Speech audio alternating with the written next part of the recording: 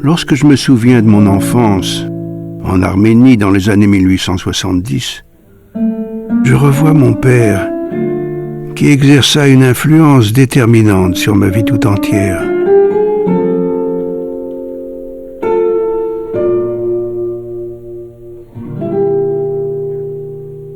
Sa réputation de conteur et poète s'étendait parmi les nombreuses contrées de Transcaucasie et d'Asie mineure.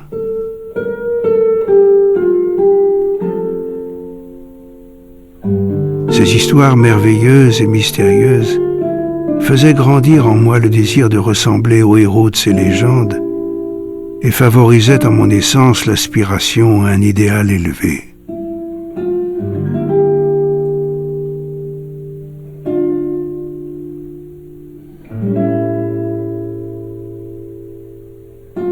Lorsqu'à 10 ans j'allais à l'école grecque, ma grand-mère m'ordonnait: dans la vie, ne fais jamais rien comme les autres.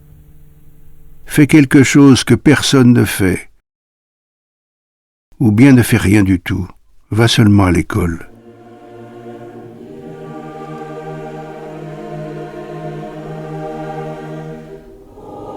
Je fus choisi pour chanter dans le chœur de la cathédrale russe orthodoxe de Kars.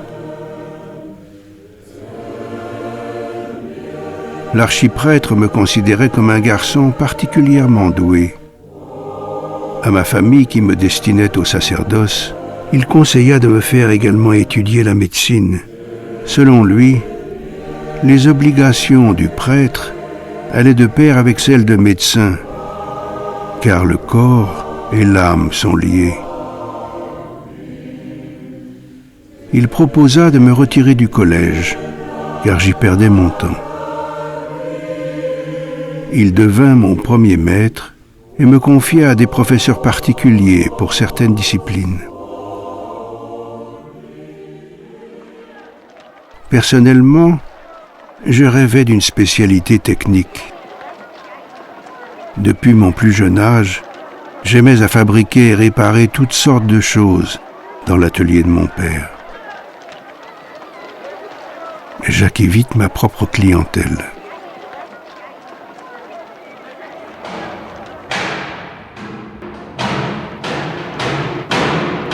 Mon père, lui, n'avait pas le sens des affaires.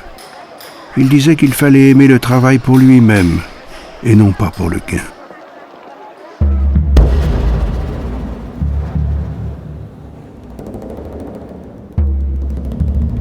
Le jeune Gurdjieff est témoin de phénomènes surnaturels qui le conduisent à s'interroger sur le sens et la raison d'être de la vie.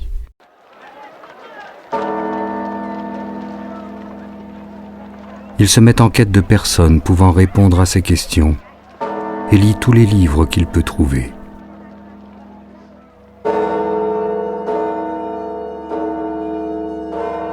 Je me rendis en pèlerinage à Etchmiadzin, la ville sainte des Arméniens.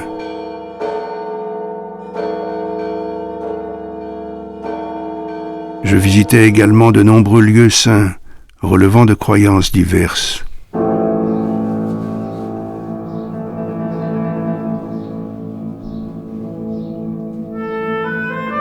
Je me passionnais pour l'archéologie et explorais les ruines de cités disparues.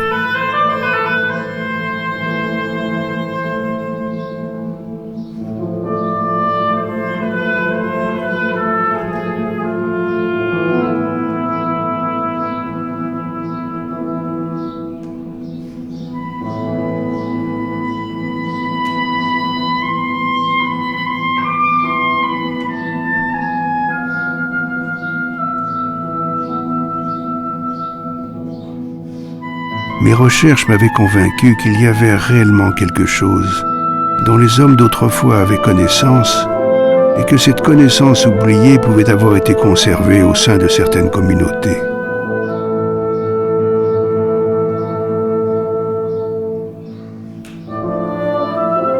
À l'âge de 22 ans, Gurdjieff s'installe à Tiflis, la capitale de la Géorgie. Il participe en tant qu'interprète au projet de construction d'une voie ferroviaire à travers les vallées du Caucase.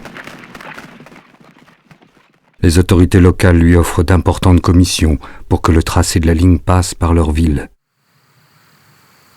Il se constitue ainsi un petit capital pour entreprendre son premier grand voyage.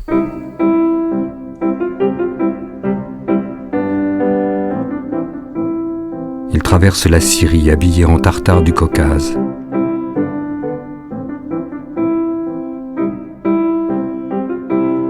À Jérusalem, il gagne sa vie en faisant visiter les curiosités de la ville à des étrangers, en particulier à des Russes. Mes recherches me conduisirent ensuite en Égypte, où je continuais à exercer le métier de guide.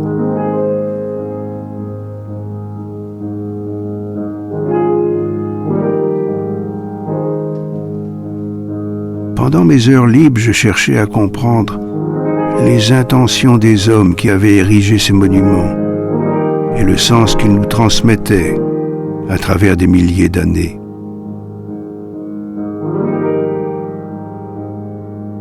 Au pied des pyramides, je fis la connaissance du professeur d'archéologie Skridlov, à la pensée scientifique rigoureuse, et de son ami, le prince Lubovetsky, qui se consacrait à l'étude des religions.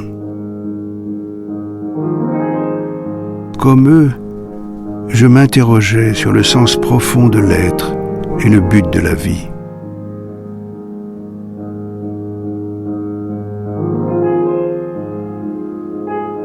Tous trois, nous devions former le noyau de la confrérie des chercheurs de vérité.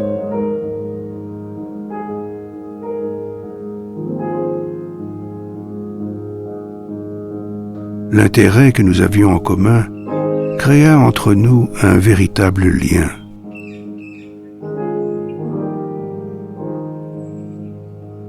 Chacun étudiait selon les méthodes de sa science particulière.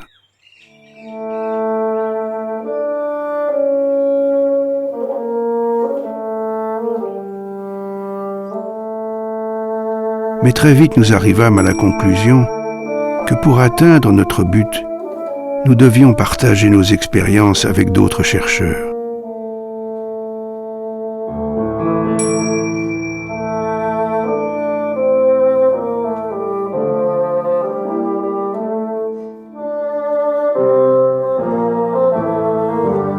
Certains se rendent dans des monastères où sont encore pratiqués des rites remontant aux origines du christianisme.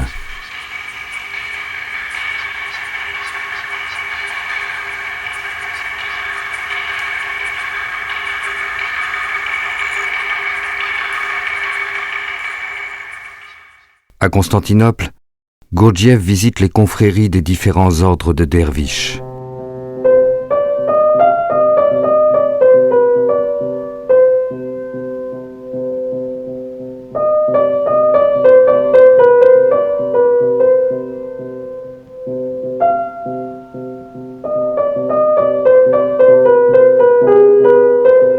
Je me rendis à la Mecque et à Médine avec l'espoir d'élucider certaines questions que je considérais comme essentielles. Mais je ne trouvais pas de réponse.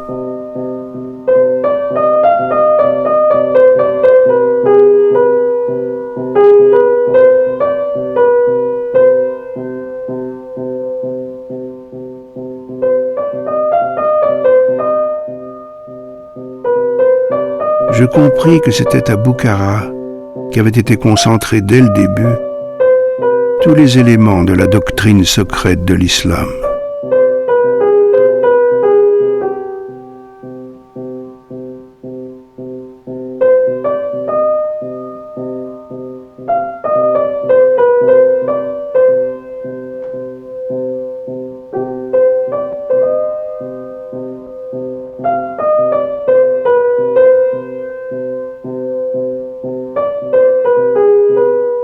Là, je décidai de me retirer dans un isolement complet pour méditer sérieusement sur ma situation et ma conduite future. Je compris alors que seule la pensée contemplative, venant du subconscient, pouvait me permettre de trouver les réponses aux questions qui me tourmentaient.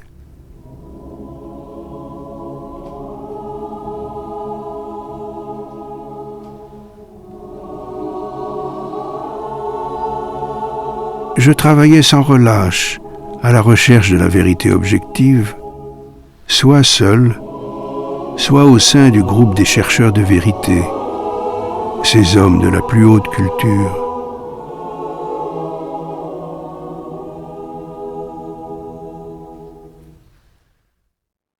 Pour subvenir aux conditions matérielles nécessaires à mes études, j'ouvris un atelier ambulant de réparation qui connut un grand succès en Transcaspienne.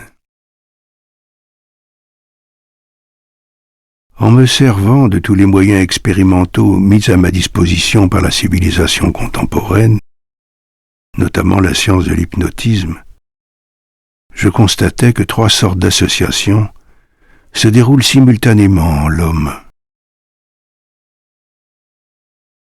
La pensée, le sentiment et l'instinct moteur.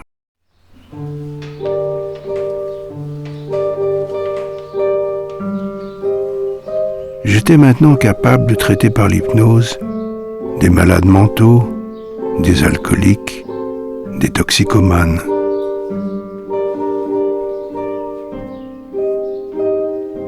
Je pouvais également soulager la douleur.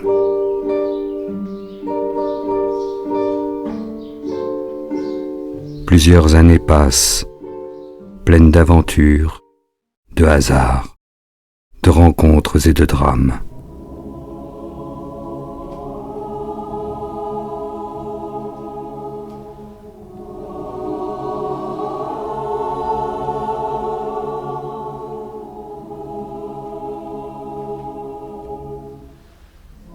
Certains abandonnent, d'autres meurent accidentellement.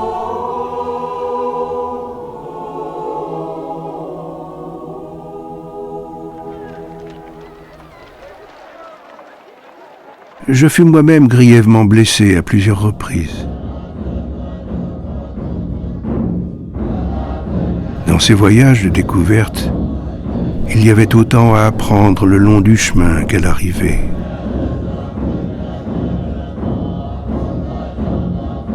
Au cours d'une périlleuse expédition au cœur de l'Asie centrale, j'entrais en contact avec une confrérie universelle dont tous les membres, quelle que soit leur religion, étaient unis par le Dieu vérité.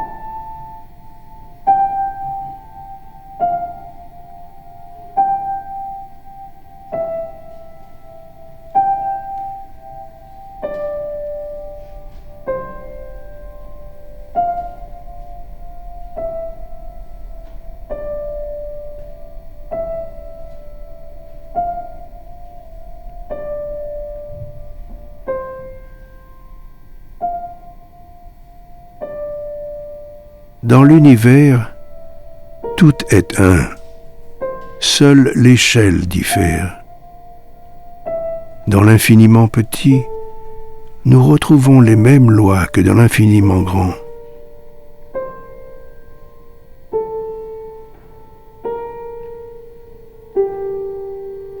Depuis les premiers âges de l'humanité, toutes les religions affirment que l'homme a été créé par Dieu à son image. L'homme est porteur d'une structure ayant la possibilité d'engendrer et de manifester des propriétés de nature divine.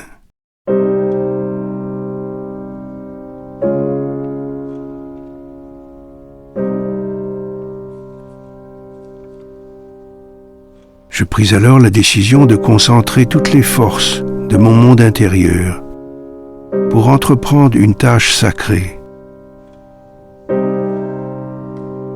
Partager avec mes contemporains mes recherches sur les possibilités données par le Créateur.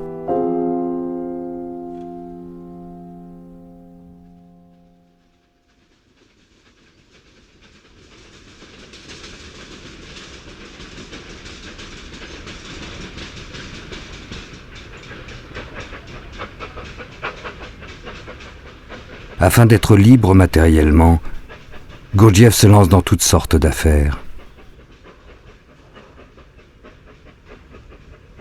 Il s'occupe de pêcherie, de puits de pétrole. Mais le métier que je préférais de beaucoup était le commerce de tapis et d'antiquités, qui, tout en étant très profitable, me laissait libre de mon temps et du choix de ma résidence. Je poursuivais mes recherches sur l'inconscient et animais plusieurs groupes qui se passionnaient pour ces expériences. Après 4 ou 5 années de travail acharné, je liquidai toutes mes affaires et vins m'installer en 1912 dans la ville de Moscou. Je fis une série de conférences qui attira de nombreux intellectuels et hommes de science. L'homme est une organisation complexe. Selon le langage imagé de certains enseignements orientaux, il offre une similitude avec un fiacre composé d'une voiture, d'un cheval et d'un cocher. La voiture correspond au corps, le cheval aux émotions et aux désirs, le cocher aux pensées. Mais le passager assis dans le fiacre, au lieu d'être le maître qui incarne la conscience et la volonté, n'est plus aujourd'hui que le premier passant venu. Privé de maître, l'homme contemporain est sous l'emprise d'un cocher, moitié endormi, moitié ivre, perdu dans ses rêveries. Le cheval a grandi comme un orphelin maltraité. Il est prêt à se donner à quiconque lui fera la moindre caresse. Quant à la voiture, prévue par la nature pour rouler sur des chemins chaotiques, elle s'est peu à peu adaptée aux rues de la ville. Mais faute d'entretien, elle risque de se briser au premier choc. Ce n'est que dans la mesure où un homme commence à comprendre qu'il n'a pas le moindre pouvoir sur lui-même, en raison de l'absence d'un moi permanent, qu'il pourra peut-être, au prix de grands efforts, accéder aux possibilités de son développement. Je posais alors les premiers jalons en vue de la création d'un institut destiné à mettre en pratique dans la vie des hommes tout ce que j'avais compris.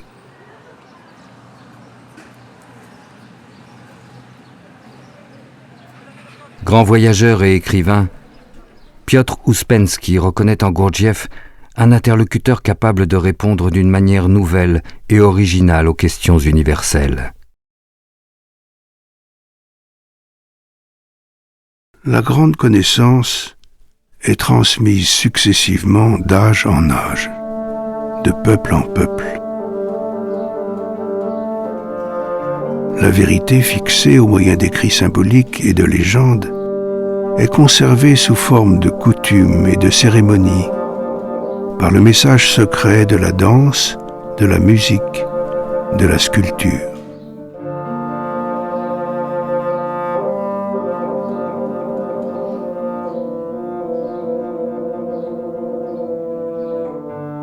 Gurdjieff met à l'épreuve ceux qui souhaitent le rencontrer. Il donne rendez-vous dans un café malfamé à ce jeune compositeur, Thomas de Hartmann, au risque de compromettre sa réputation d'officier de la garde impériale. De Hartmann, fasciné par l'intensité de la présence de cet étrange caucasien, décide de rejoindre avec sa femme Olga le groupe qui se réunit à Saint-Pétersbourg.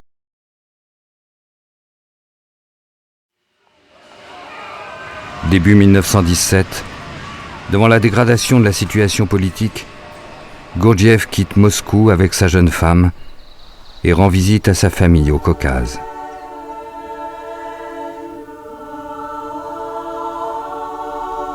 Avec mon père, qui avait alors 82 ans, je repris les conversations de mon enfance. L'homme a-t-il une âme? Et cette âme est-elle immortelle? Je pense, dit-il, que l'homme naît avec une propriété grâce à laquelle certaines expériences élaborent en lui au cours de sa vie une substance très fine et susceptible d'acquérir une vie presque indépendante du corps physique. Après la mort, elle ne se décompose pas en même temps que le corps, mais plus tard, une fois qu'elle s'en est séparée.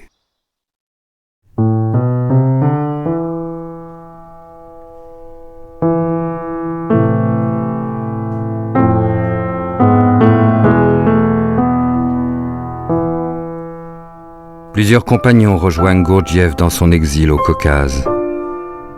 Parmi eux, le docteur Sternwall, Piotr Ouspensky, Thomas de Hartmann et leur famille. Une vie en commun d'une grande intensité débute alors.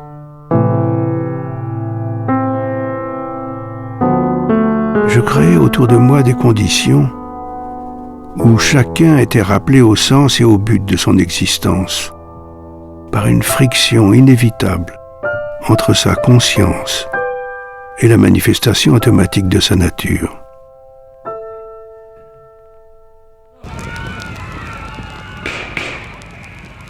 Bientôt, les événements politiques prirent une telle tournure que non seulement travailler, mais même exister devenait un problème.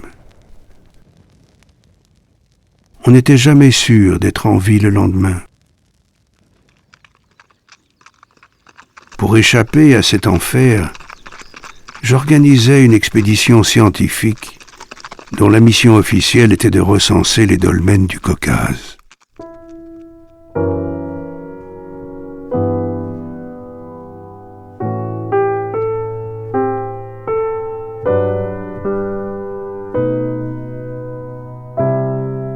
Accompagnés du froid et de la faim, il nous fallut 2 mois pour franchir les cols de ces montagnes sauvages.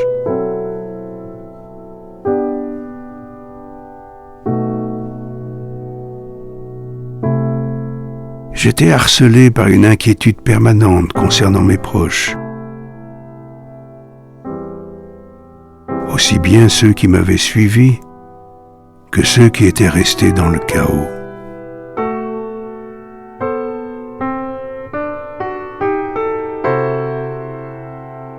Épuisés, nous atteignîmes enfin les bords de la mer Noire. De là, il gagne Tiflis, début 1919. Un calme relatif y règne encore. Gurdjieff décide d'ouvrir son institut pour le développement harmonique de l'homme. Il rencontre le peintre et décorateur de théâtre Alexandre de Salzmann et sa femme Jeanne, professeure de danse. Alexandre de Salzmann illustre le programme de l'Institut de manière allégorique.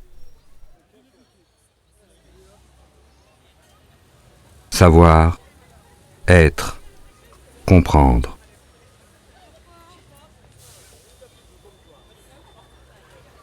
Le maire de Tiflis promit de nous trouver un immeuble digne d'une institution proposant d'étudier les arts du mouvement, de la musique, de la peinture, dans leur rapport avec la science objective. Dans un local provisoire, commença à prendre vie un travail sur soi, depuis le matin très tôt jusqu'à une heure avancée de la nuit.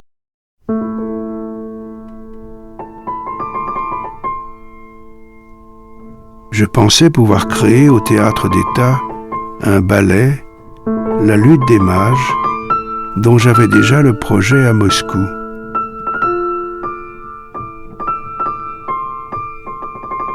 Alexandre de Salzmann prépare les décors et dessine les costumes.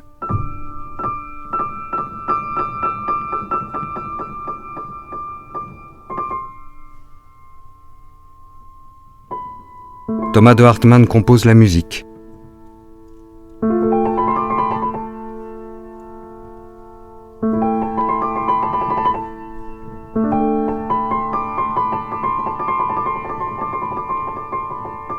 Jeanne de Salzmann, avec ses élèves, étudie la chorégraphie créée par Gurdjieff.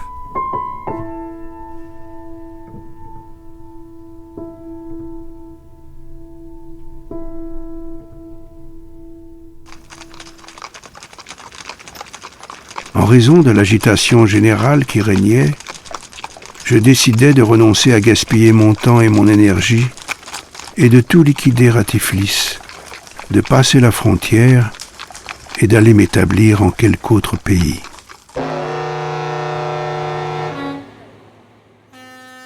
C'est à Constantinople que Gurdjieff, accompagné d'une trentaine de personnes, débarque en 1920 et ouvre un nouvel institut dans des conditions précaires.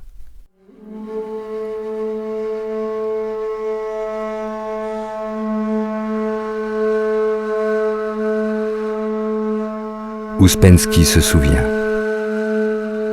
C'était une époque très intéressante. Ensemble, nous nous promenions dans les bazars et dans les vieux quartiers de la ville.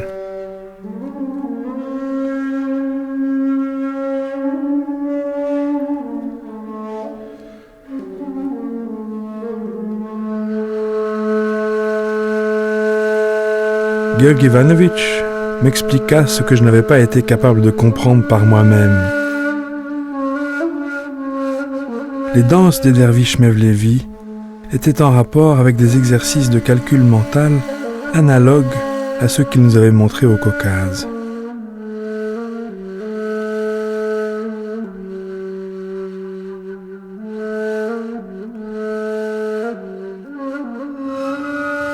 Ayant obtenu les visas pour se rendre en Allemagne, Gurdjieff quitte la Turquie avec quelques fidèles en empruntant un train de marchandises.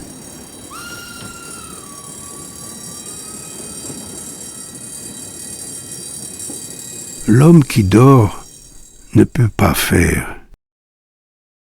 Avant tout, il doit s'éveiller. Une fois éveillé, il verra que tel qu'il est, il ne peut pas faire. Il devra mourir volontairement à lui-même, à tout ce qui constitue sa vie ordinaire, à ce qui fait de lui un esclave, un prisonnier de ses habitudes.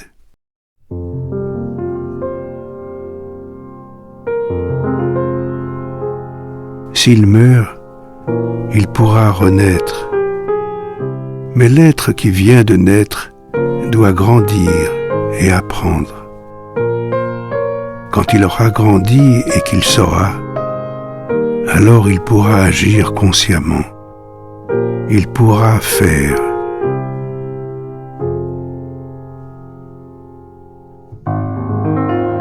Mes premiers voyages en Europe me permirent de réaliser que l'endroit le plus propice pour ouvrir mon institut était la France.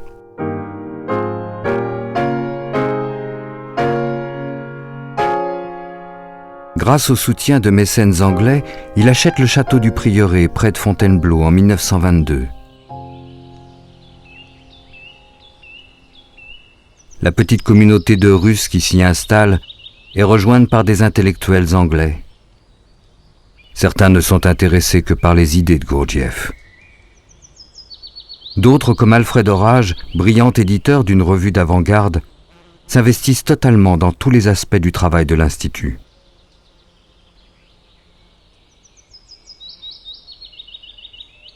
Tout animal travaille selon sa constitution. Celui qui travaille comme un bœuf est une nullité. Et celui qui ne travaille pas est aussi une nullité. La valeur du travail n'est pas dans la quantité, mais dans la qualité. Le travail de l'homme n'a de valeur que lorsqu'il s'y donne jusqu'aux limites extrêmes de ses possibilités. Comme Catherine Mansfield, chaque personnage qui séjournait au prieuré aurait pu inspirer un beau roman. On ne s'embarrassait d'aucune considération mondaine. Tout ce qui avait trait à la vie privée ou à la situation sociale de chacun ne comptait plus lorsqu'on avait franchi les grilles.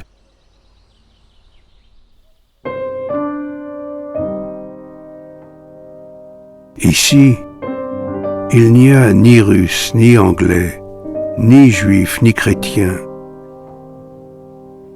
Il n'y a que des hommes poursuivant un même but, devenir capables d'être.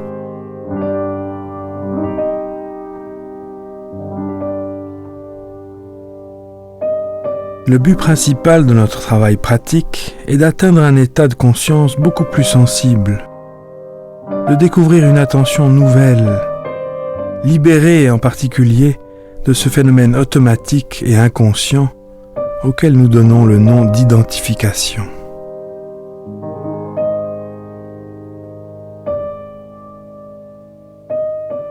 J'organisais presque chaque jour des conférences. J'y exposais un certain nombre d'informations dont l'assimilation est indispensable pour entreprendre un travail sur soi.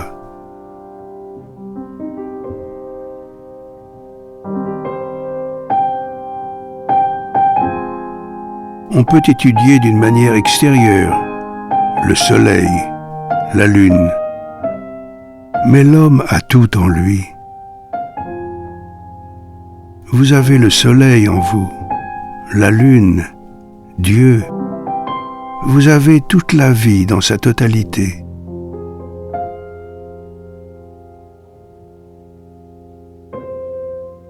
Georgi Ivanovitch fait travailler des exercices toujours plus complexes.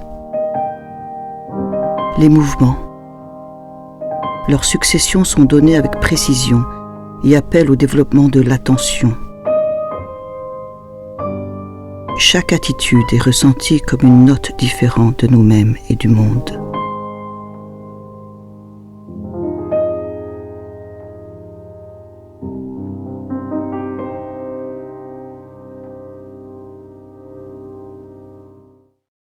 Georgi Ivanovitch suit de près les fluctuations de notre état intérieur.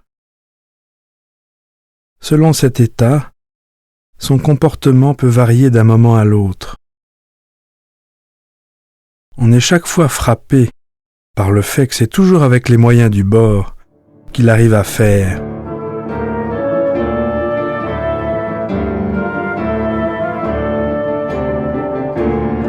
Il réussit à acheter pour presque rien la carcasse d'un hangar de l'armée de l'air pour la remonter dans le parc du château.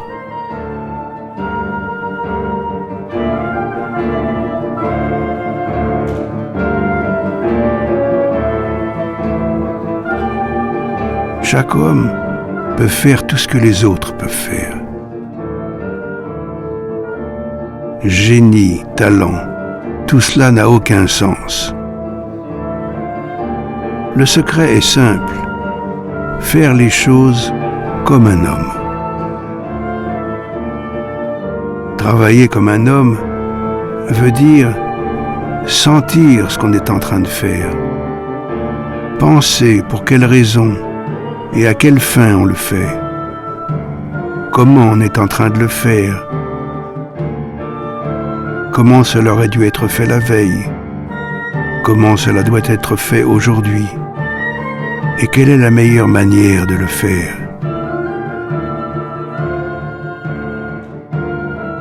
Et s'il n'y avait pas une manière encore meilleure de le faire? Le sens d'un travail correct est le travail simultané des trois centres, moteur, émotionnel et intellectuel. Quand ces trois centres travaillent ensemble, c'est cela le travail d'un homme.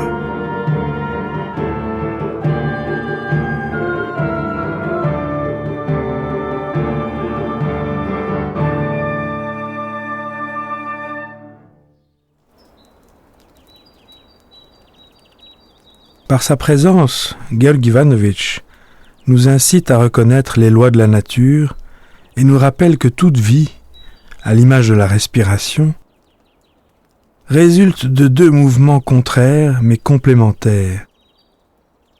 Dilatation et contraction, évolution et involution, travail intensif et pique-nique surprise. Le samedi, jour de repos, les femmes se rendent au bain turc. Un ancien cellier a été transformé en bain de vapeur et une piscine creusée dans le rocher.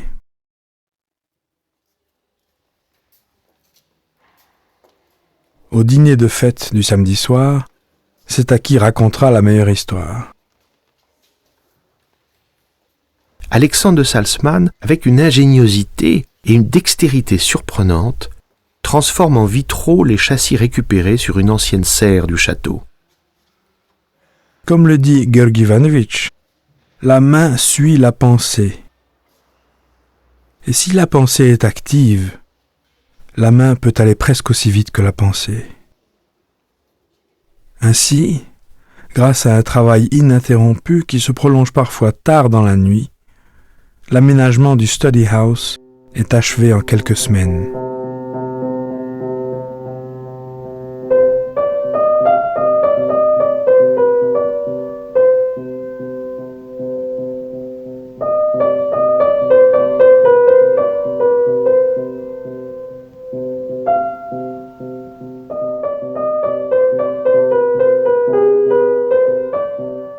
Lorsque dans un état de tranquillité, l'homme reconnaît sa presque totale nullité, il peut pratiquer l'observation de soi et se rappeler lui-même pour un temps déterminé.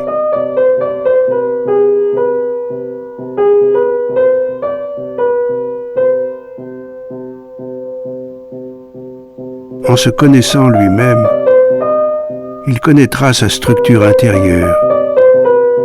Il pourra voir.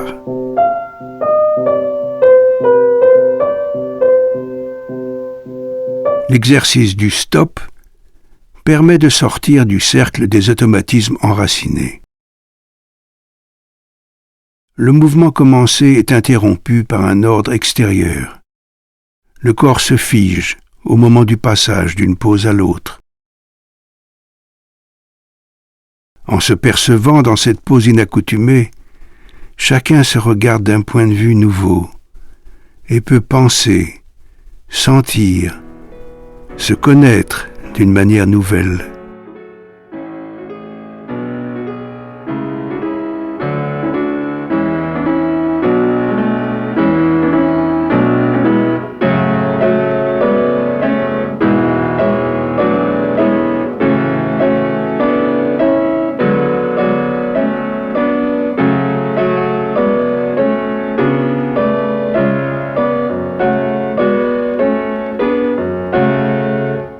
Les journalistes qui assistent à ces démonstrations donnent des interprétations fantaisistes du sens de ce travail orienté vers la conscience. Et certains présentent Gurdjieff comme un charlatan.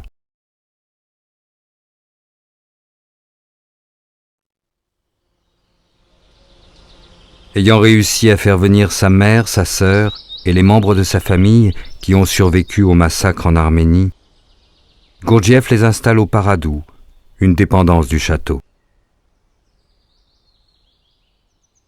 Il doit se rendre régulièrement à Paris, 2 jours par semaine, pour y traiter des affaires commerciales. Pour apporter une solution durable aux problèmes financiers du prieuré et pouvoir me consacrer tout entier à l'enseignement de mes idées, je décidai de faire une tournée en Amérique du Nord avec mes élèves. Ayant remarqué combien ils étaient troublés par la présence de spectateurs, je devais les préparer en donnant plusieurs représentations publiques à Paris, avant de nous embarquer.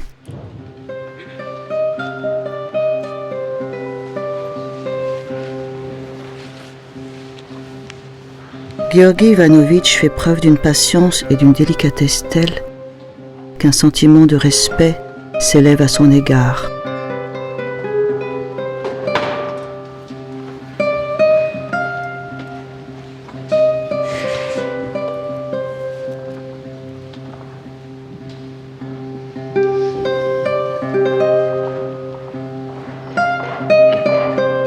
On ressent sa force pleine de bonté qui sans se lasser nous soutient. Cette force pourrait être pesée. On sent qu'il aurait pu donner 1000 fois plus si on avait été capable de le recevoir.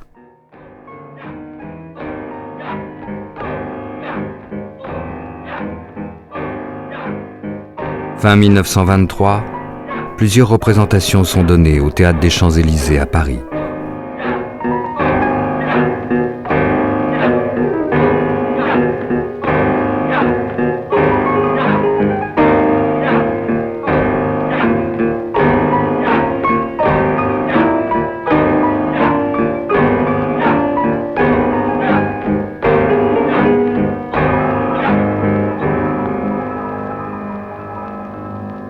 Ces démonstrations sont très appréciées, mais Georgi Ivanovitch nous apprend que dans un tel travail, il ne faut pas penser au résultat et n'attendre ni louange ni encouragement.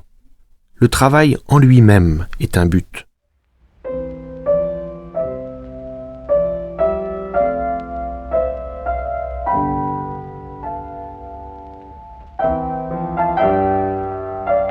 À l'issue des représentations, une grande célébration du Nouvel An est organisée au prieuré avec de nombreux invités et des cadeaux pour tous les enfants.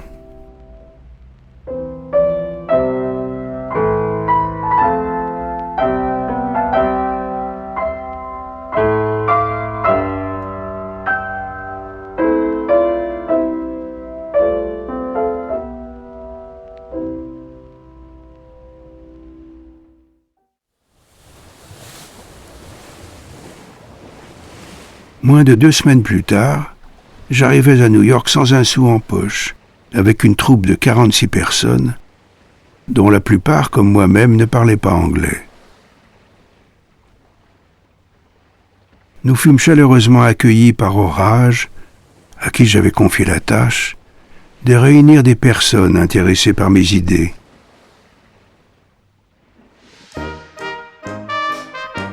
Dans cette ville où règne le dieu dollar, où sévissent la prohibition et la mode du foxtrot, Gurdjieff ne perd pas son temps. 10 jours seulement après son arrivée, sans que rien n'ait été préparé à l'avance, il présente au théâtre une première démonstration de mouvement. Dans des conditions difficiles, ils se rendent à Philadelphie et à Boston pour y présenter leur travail. Invité à Chicago dans un grand théâtre, Gurdjieff voit sa notoriété s'accroître, jusqu'à une dernière représentation au Carnegie Hall à New York.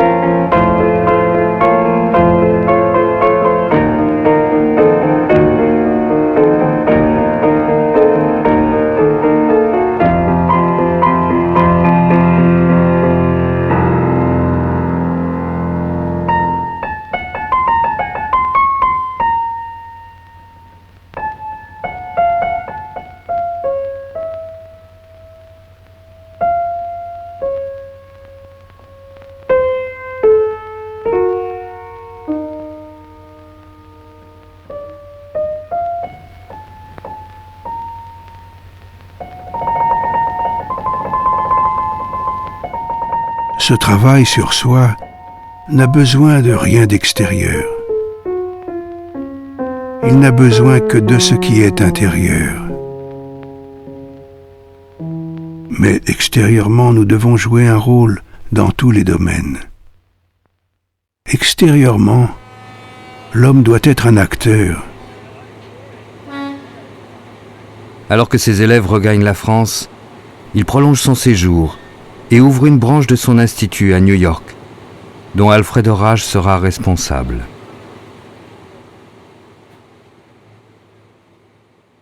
Nous devons toujours partir de nous-mêmes, nous prendre nous-mêmes comme exemple, parce que nous ne pouvons pas voir l'autre à travers le masque qu'il porte. C'est seulement si nous nous connaissons nous-mêmes que nous pouvons voir l'autre, car intérieurement, tous les hommes sont les mêmes. Les autres sont comme nous. Ils ont les mêmes bonnes intentions de devenir meilleurs, mais ils ne le peuvent pas.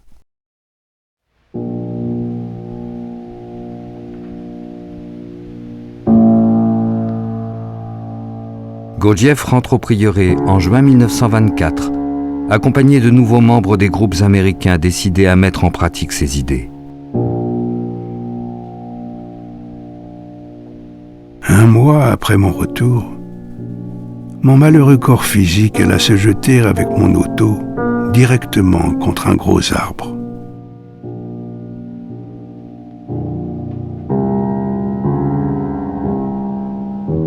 Je fus ramené au prieuré où je restais dans le coma pendant 5 jours.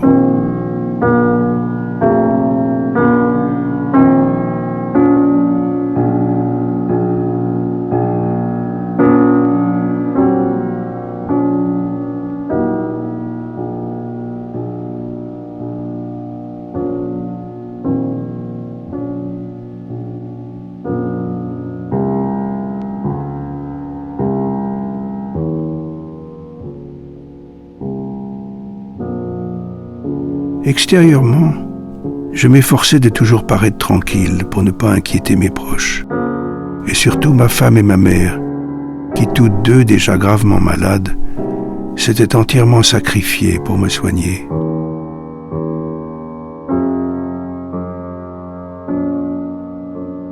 Quelques mois plus tard, mon conscient revint avec toute sa force. Puisque je ne suis pas parvenu, quand j'étais plein de santé, à introduire pratiquement dans la vie des hommes les vérités que j'ai élucidées pour leur bien, il faut, coûte que coûte, qu'avant ma mort, j'arrive à le faire au moins en théorie. Ayant pris cette décision le 1er janvier 1925, je commençai le jour même à dicter, car j'étais encore si faible que je ne pouvais pas écrire moi-même. Je choisis de prendre pour thème des événements à l'échelle de l'univers, et pour héros principal, le grand Belzébuth en personne, ce qui ne manquera pas de susciter à mon égard une hostilité de mes futurs lecteurs.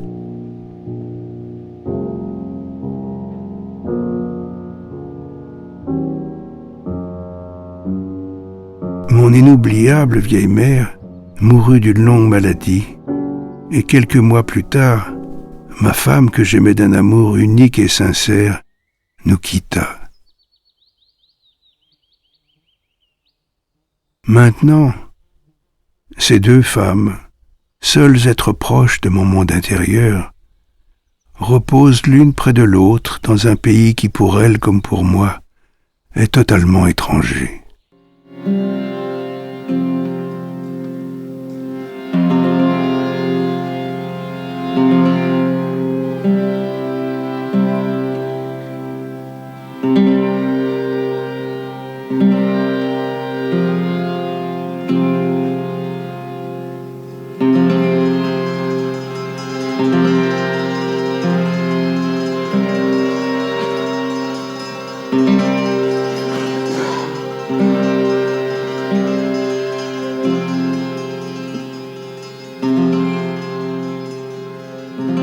Malgré les continuelles souffrances physiques et morales que j'éprouvais, je continuais à écrire sans cesse.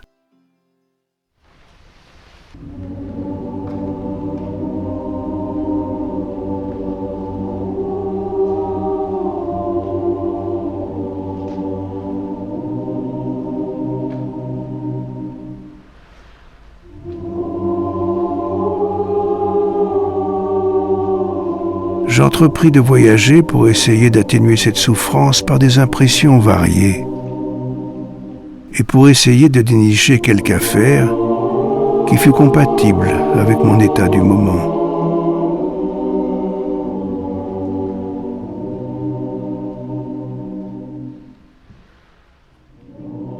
Les voyages avec Georg Ivanovitch sont toujours déconcertants. Une personne s'attend à faire quelque chose et se retrouve responsable d'une autre chose pour laquelle elle n'est pas du tout douée. Ce sont ces conditions qui révèlent l'amour-propre de chacun.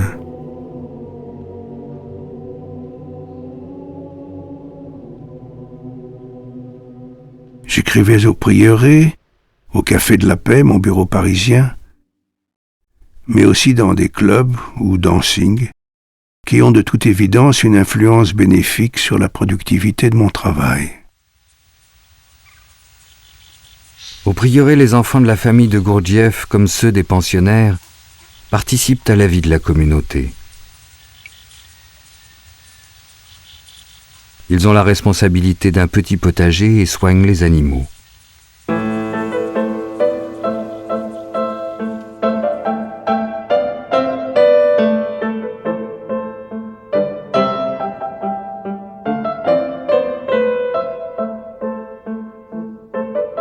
L'éducation d'un enfant doit être basée sur le principe que tout doit venir de son propre vouloir. Rien ne doit lui être donné sous une forme toute faite.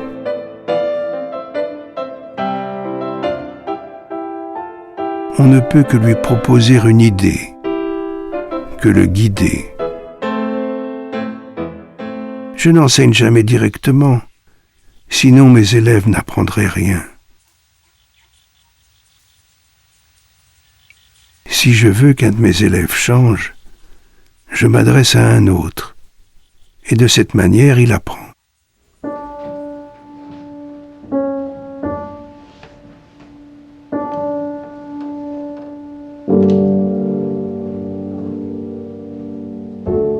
En travaillant la musique avec Georg Ivanovitch, j'ai connu des moments très difficiles, se souvient Thomas de Hartmann. Saisir la mélodie qu'il jouait au piano d'un seul doigt relevait tout simplement du tour de force. Pour me mettre à l'épreuve, il reprenait souvent la mélodie avant même que j'eus fini de la noter, en introduisant des variantes subtiles qui me mettaient au désespoir.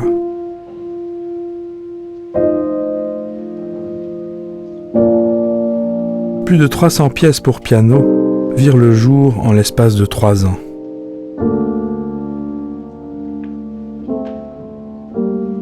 Début 1930, Gurdjieff retourne en Amérique.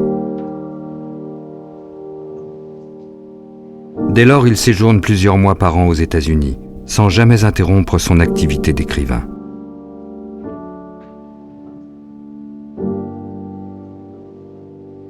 Pendant 6 ans, vécu sans la moindre pitié envers moi-même, j'ai dû en tout temps, en tout lieu, en toutes conditions et circonstances me rappeler moi-même.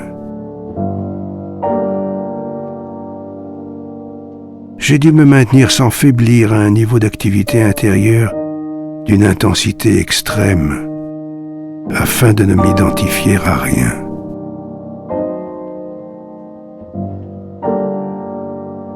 Après mon accident de voiture, j'étais comme mort. Je suis né à nouveau. Je me souviens comment j'étais auparavant. Ma pensée, mon sentiment était lourd, très lourd. Maintenant, ils sont inondés de lumière.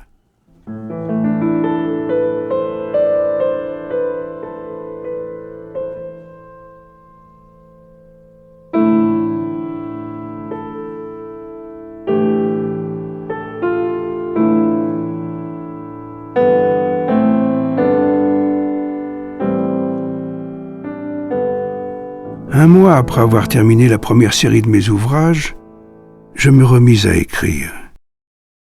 je choisis d'évoquer la sagesse de mon père, mes premiers maîtres et mes rencontres avec des hommes remarquables au cours de mes nombreux voyages. Je souhaitais ainsi pouvoir répondre à la curiosité de chacun sur les contours extérieurs de ma biographie. Faute de ressources liées à la crise économique mondiale, Gurdjieff se trouve dans l'obligation de fermer son institut et de se séparer de ses plus anciens compagnons.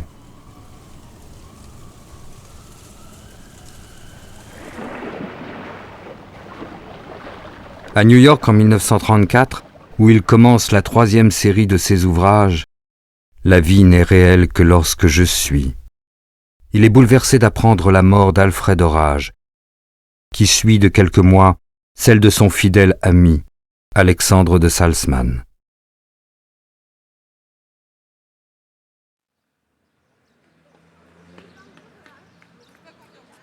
À Paris, Gurdjieff vit maintenant une existence plus solitaire. Un petit groupe de femmes de lettres américaines et d'artistes ne perdent pas une occasion de le rencontrer. Avec cet art consommé qu'il a de bousculer les habitudes, chaque moment est prétexte à nous faire comprendre quelque chose, à nous mettre au défi. D'un mot ou d'un seul regard, il peut réduire en cendres le brillant décor de la Côte d'Azur. N'oubliez jamais qu'un bâton a toujours 2 bouts, que le diable peut vous conduire au paradis et Dieu directement en enfer. Les plus belles roses ont des épines, c'est ce qui fait leur valeur.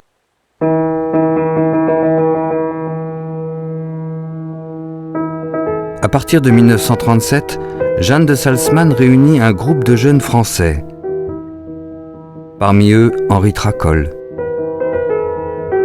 Henriette Lannes, les écrivains René Daumal et Luc Dietrich qui témoignent de leurs recherches dans leurs livres. Malgré les menaces de guerre et l'invitation pressante de ses élèves américains pour qu'ils s'installent aux États-Unis, Gurdjieff décide de rester à Paris.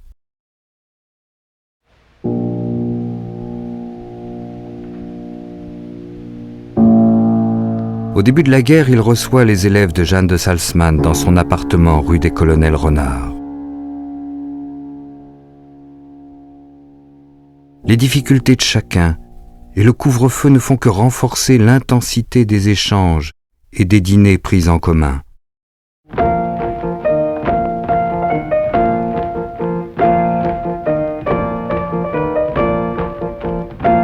Tout au long de la guerre, surmontant tous les obstacles, ses élèves se rendent plusieurs fois par semaine salle Pleyel, où Gurdjieff crée de nouveaux mouvements.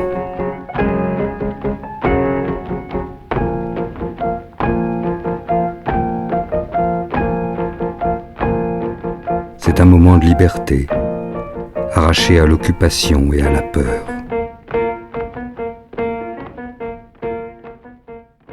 Alors que les privations sévissent à l'extérieur, Gurdjieff obtient des crédits dans les meilleures épiceries. Il offre généreusement secours et réconfort à des émigrés russes, aux pauvres du quartier, et les soutient à sa manière. En venant chez moi, les gens voient mes tableaux et disent tous que j'ai la pire collection de Paris et peut-être du monde.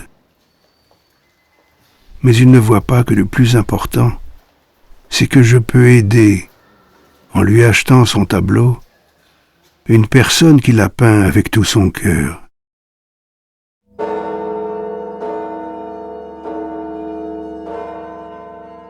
M. Gurdjieff supervise toujours le moindre détail des préparatifs de la fête de Noël. Selon un véritable cérémonial, tel un patriarche, il offre à chaque invité un cadeau qu'il a intentionnellement choisi. Il ne tolère pas qu'on le remercie et fait vivre un moment inoubliable où le sens du sacré est partagé par tous.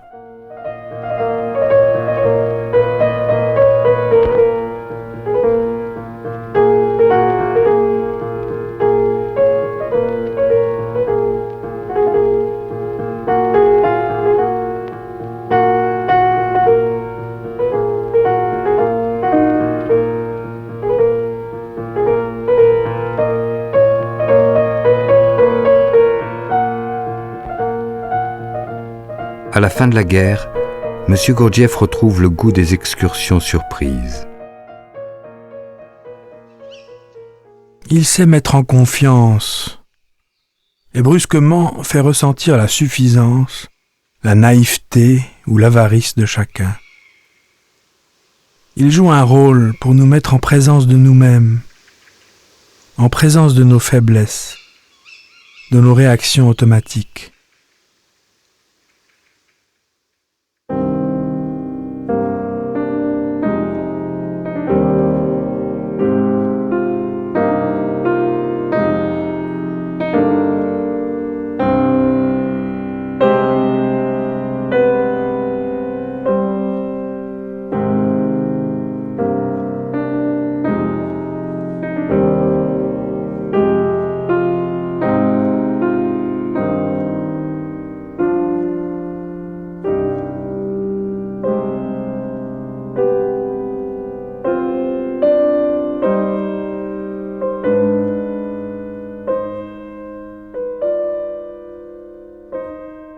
M. Gurdjieff retrouve New York à la fin de 1948. Dans son café préféré où il avait tant travaillé, il rencontre des personnes qui, auprès d'Ouspensky, avaient longuement étudié ses idées.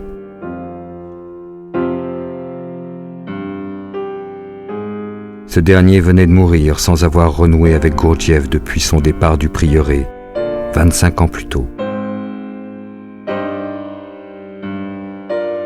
Sur le bateau qu'il ramène en France avec Jeanne de Salzmann, au commissaire de bord qui lui demande s'il doit l'appeler docteur, professeur, maestro, il répond « Moi, homme ».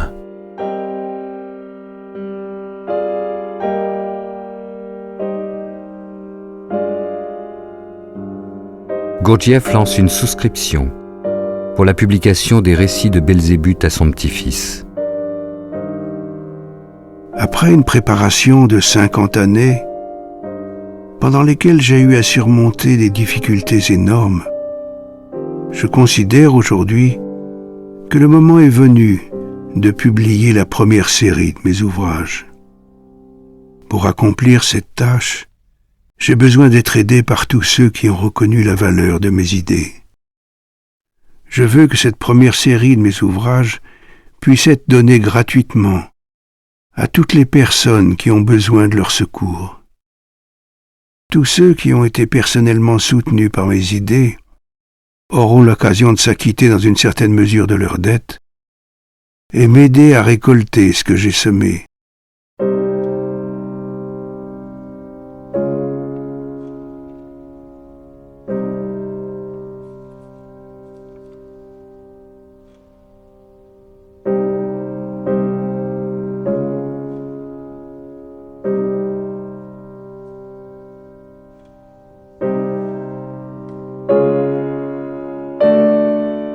Quand vous faites une chose, faites-la avec tout votre être. Une seule chose à la fois.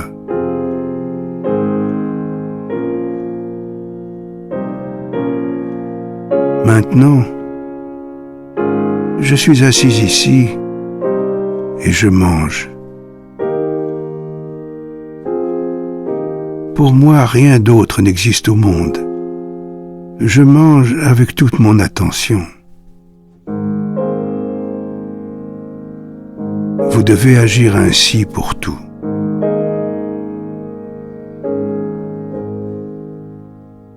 Dans sa petite pièce au cœur de l'appartement, M. Gurdjieff reçoit pour des entretiens en tête-à-tête. Il donne des indications très précises autour d'une tasse de café et aide chacun dans sa recherche personnelle.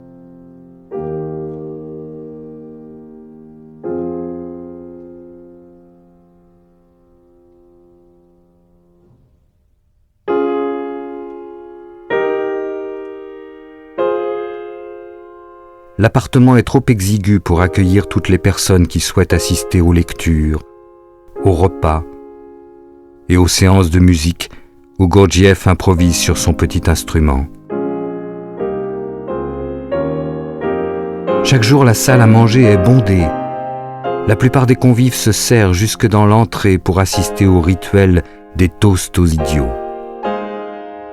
Pour les sages de l'Antiquité, un idiot est simplement un homme qui cherche à devenir lui-même. Ceux qui vivent dans l'illusion le traitent de fou, d'idiot.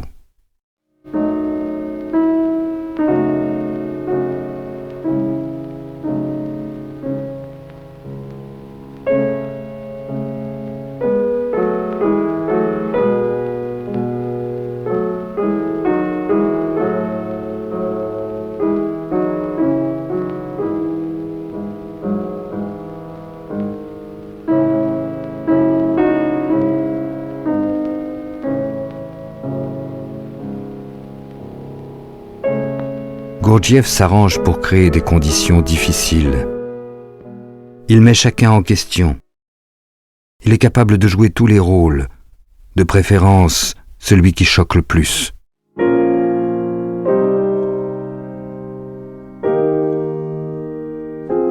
Sous son regard, les réactions qu'il suscite font vivre d'intenses moments de sincérité.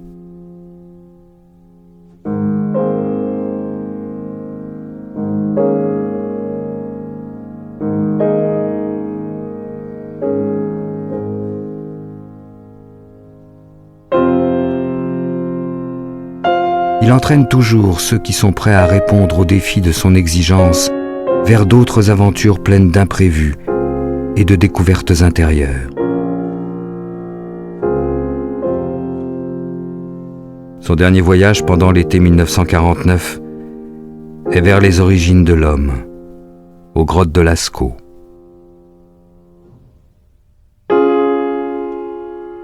Il encourage chacun à conserver un « je » immuable en toutes circonstances et à ne pas se comporter passivement comme le simple passager d'une voiture.